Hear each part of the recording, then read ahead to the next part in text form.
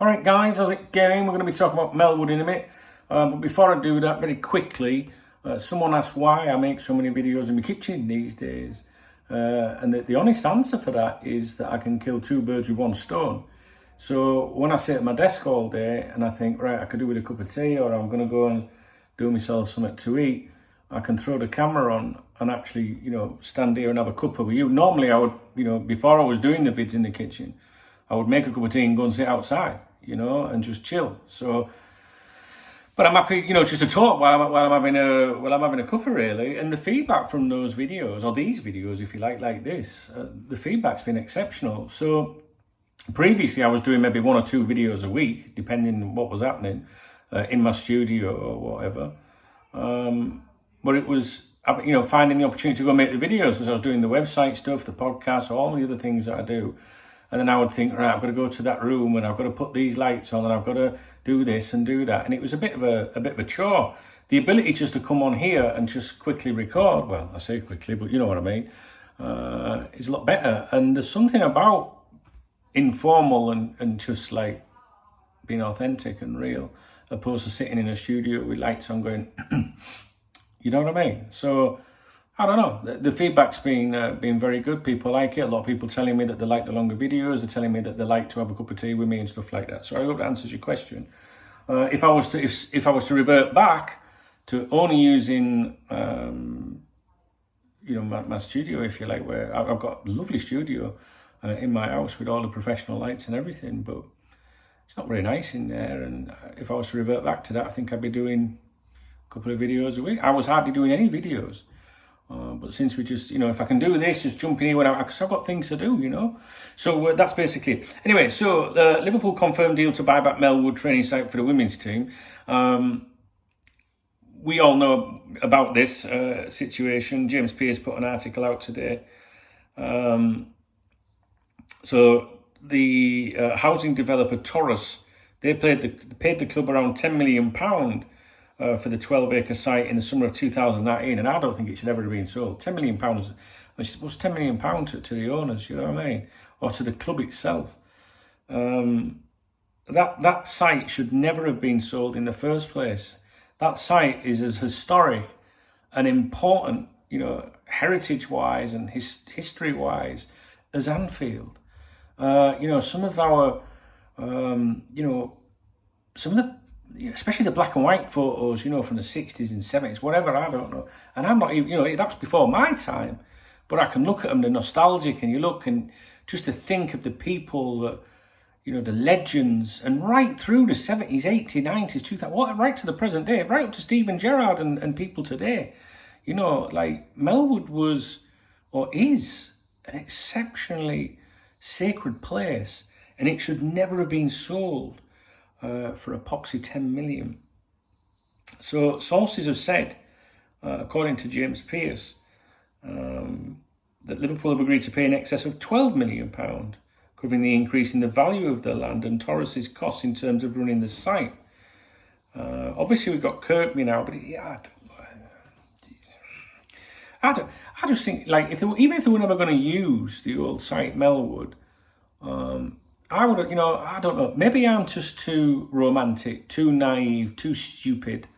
But I always thought, like, it would have been a nice place. Could they have put a hotel there, Could it have been part of the match day experience, bussing people in, that journey? This is the journey, part of it, even the museum tour. This is the journey that the likes of Dalglish took, and Gerard Houllier, Rafa, whatever, on match day, or they went from here, or they went from there, or, could it have been like, even if you imagine, could you imagine if they'd have done all the grass outside and put little interesting facts, around that land with a nice path through? You could have gone there with your missus or your kids, and had a picnic and, just sat there and been a part. Like, I don't know, maybe some people don't understand what I mean, or, how it relates. But when I was growing up, I was one of these people. I got married at Anfield, at the stadium. In July 1999, 24th of July 1999, at Anfield. Had my pictures with Maria, that was my childhood sweetheart, in our season ticket seats. And all the fellas that were part of the wedding, They were all on the Kop. We had pictures of them. They were sat in the Kop, just them. Nobody else there, and we had wedding pictures like that. Can you imagine? It was like we owned Anfield for the day. And, you know, I'm the sort of person that, and I think this will apply to a lot of fans, right? That, you know, if you get the chance to stand on that pitch, which I have done at Anfield, you kind of like, you know, get a little bit of grass, you know, just pull a bit out, take it home, nurture it, stuff like that. Some people will take maybe like, you know, when I think of Melwood, I used to think, when I was younger, you know, I would go to Melwood, and even if it was like a little bit of brickwork had just chipped off them all great big slabs of concrete that, you know, that held the place together, if you like, the perimeter fencing, I'd take it home just like a little bit and just put it in my bedroom, you know, I've got a bit of Melwood there. Do you know what I mean? So, maybe, I don't know, is that crazy? Is that crazy? I don't know, I just think it's a historic site and it should never, ever, ever have been sold. In June 2021, Taurus announced that Melwood's existing buildings would be retained after it agreed a long-term lease with Liverpool legends Jamie Carragher and Robbie Fowler, who were joining forces to base a youth academy there. Taurus also unveiled plans to build 162 houses and apartments on the rest of the site in the West Derby area of the city. However, that residential development has now been scrapped, with Liverpool set to submit a new planning application. So as well as providing a training base for their women's team and academy, Liverpool intend to use the site for LFC Foundation community programmes. They will also coexist there with the Fowler Education and Football Academy. And there's a lot of quotes there from Andy Hughes, the managing director. Blah, blah, blah. You know, I'm not really bothered what he's got to say. But Liverpool women, who finished 7th in the Women's Super League this season, after returning to the top flight, currently train at Tranmere Rovers Solar Campus, but over the past year the club have been assessing a number of potential sites across Merseyside. And you know, like, first of all, like, housing is important, you know, like, you've got to provide affordable housing to people. And I guess, I don't know, could you imagine, like, the outrage of knocking down a cemetery and building houses on it? Who watched the movie Poltergeist back in the day? Shit me up that. I was told as a kid, you're not allowed to watch that. I watched it. Fucking hell, I was terrified. Watch it now as an adult and it's funny as anything. All right, so it's not, there's not dead bodies under Melwood, but to me it's sacred. It's the same thing. And to to knock all that down and build houses on it and everything, it's just, when talk of that came around, I was very, very upset about it. That's showing another side of me, because I am old school, I am traditionalist. And you know, all right, so it's the women's football. I have zero interest in women's football. It's not because I'm sexist. I love women. I'll have you know. And jokes aside, anyone that listens to my Dunk Knows Best podcast knows that I'm a champion of it. You know, like, women are important. You know, I was brought up, you know, to respect women. And as much as I might have a giggle and a laugh and all that, and might sound like one of the lads and all that, yeah, of course I like a banter and a laugh and a joke. But women are very important. And so I'm not being a knob when I say I don't like women's football. I just don't like women's football. I have zero interest in it. And it's like when we talk about politics or other subjects, you know, so, you don't like women's football, you're you know, it's like, no, I don't like women's fucking football, all right, simple as that. Just like I don't like youth football, all right, just like I don't like pre-season friendlies involving our star players, because I'm someone that likes football with the atmosphere and the history that goes around it. All right, which probably ties in with why, you know, I consider myself a bit of a traditionalist. So what I mean by that is, you know, maybe it depends on your age, but, you know, you might play, you know, a football team and you might lose something, or something controversial happens in that game, and you might not play them again if it was a cup game or something for 10 years or 20 years or something, but you don't forget, and you fucking pay back. Do you know what I mean? And I'm all about that, and I'm all about atmosphere. If I was to go to Anfield and watch a Liverpool game, and it's dead like a cemetery, it's zero interest to me. It's fucking rubbish. I don't want to hear the players talking to each other. I want to see people slamming in and breaking each other's legs and kicking off. Do you know what I mean? And I want to see people out of the seats and going mental. That to me is football. So I have no interest in hearing loads of women squawking and screaming and that. I don't care what people think about that. I just don't like it. It's like I don't like you football. So it's the same with Match of the Day and all that. I don't want to hear some woman fucking yelling. That's sexist. No, it's not. It's telling you that I can't be doing it. Just like that Jonathan Pearce, that if you didn't know, he is a man, But he's got an awful fucking screaming voice as well when it comes to commentary. Do you know what I mean? So just because you don't like something doesn't mean that you're against it. You know, I remember, 13 years ago, having conversations with someone that knew what I did and said, Duncan, you should set up, a website to do with women's football. It's going to be massive. It's really going to grow. I remember laughing at the time. I was like, oh, this is stupid. But it is, and it's great. Look, I've got a daughter, right? And Charlotte, she used to go to an all-boys football academy when she was 6, 7, 8, 9, 10, 11, 12, whatever. She always won best girl because she was the only girl there. But any dad that's got a daughter would encourage him to play football. I have no problem with watching the girls play football. Do you know what I mean? And fair play to them. I'm just saying it's not for me. But at the same time, if it's going to be used for the women's football, fine. But I have zero interest in it, and I don't like it being forced down my throat, as I'm sure some of the girls would agree in reverse. But it's keeping it in the family, which is a good thing. But I guess, like people talk about modern facility. I would never have left Melwood in first place, but that's just me, because I'm just a traditionalist and old school, and I understand that you've got to move with the times, you know what I mean? I do accept that. And just like you've got to move with the times and, listen, like, I know some of you guys watch women's football. I just don't like it. It's nothing to do with looking at them going, God, they're shite. I fucking love looking at the women playing football. It's great. Do you know what I'm saying? I don't know. It just does nothing for me.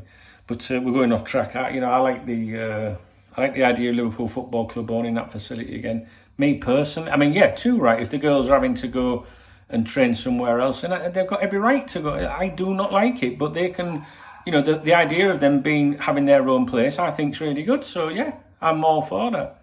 Definitely, I can say that. Why wouldn't I say that? Absolutely. But me personally, if I'd have been the one owning the club or making decisions, I think Melwood would have, if we'd had to leave it, I think Melwood would have been, used as an extension to, the club, the museum, or it would have been part of the experience somewhere along the line, whether it's match day experience, whether it's, I think an hotel would have been nice there or something like that. But I think the most important thing would have been the grounds. I think it would have been nice to have the pitches made into a nice sort of like park sort of area, maybe a pond. Maybe I'm being too lovey-dovey, I don't know, but I just think it would have looked nice, and I could imagine going there, and because there's a lot of people who, remember, can't get into Anfield.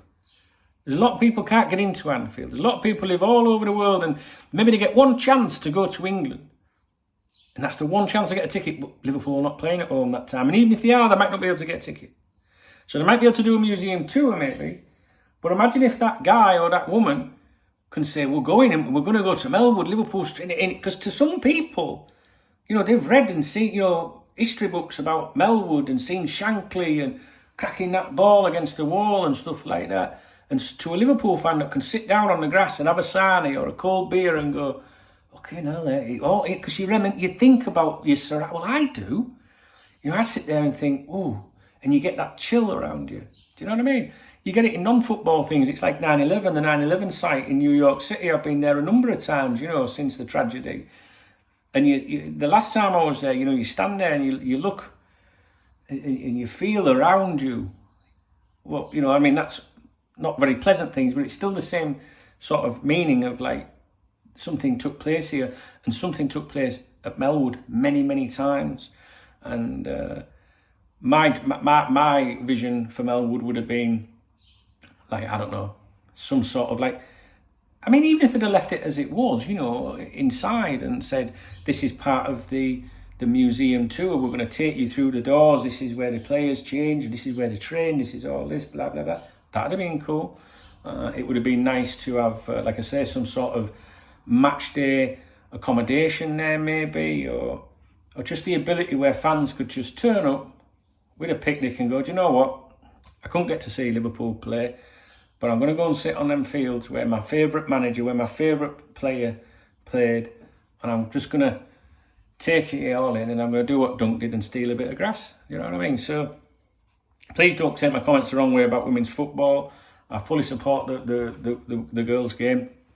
I love the fact that girls are playing football and enjoying themselves, and rightly so. I really, really, really do mean that, because I'd have loved all that when my daughter was, you know, when my little princess was a girl. She's still a girl, but you know what I mean, when she had a little Liverpool top song with Michael Owen and all that. Oh, that was Smooth calling me. I do support the women's game and all that. What I don't like in life, though, is virtue signalling, and I don't like shit being forced on me, whatever it is, whether it's politics, whether it's women's football, whatever it is. And when I put the football on, I want to watch the football that I follow.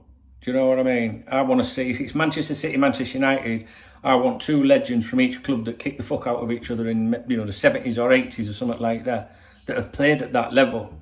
There's nothing, there's some girls, you know, women, in football that are great with their input and analysis. And I really enjoy listening to them. But you can't put someone in that's played for, not at that level, and tell me what Manchester United, Man City was like in the 70s or something like that. But that's an age thing. I get it if you can't relate to me, all right? And hopefully you won't take it the wrong way. But if you do, I don't give a fuck anyway. Okay, Smooth, my boy, what's he say? Missed call. Okay, sorry.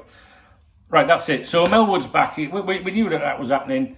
I like it. Liverpool Football Club own it again, and that's the right thing. That's the right thing. I hope no one's been left disappointed that was maybe too open to have an house there or something one day. But no, I support women's football, but no, it's not for me. But yeah, I think it's in the right ownership and the right owners. I'm tired. Can you tell? It's been a busy day. I don't know. I just have this vision of a park area where I could go and sit down and have a beer or a picnic or something with your kids, kick a ball about there with your bands. You know, imagine if you had kids and that. I think it'd be great. Hey ho. I guess there's no money in that. All right, guys. Speak to you later.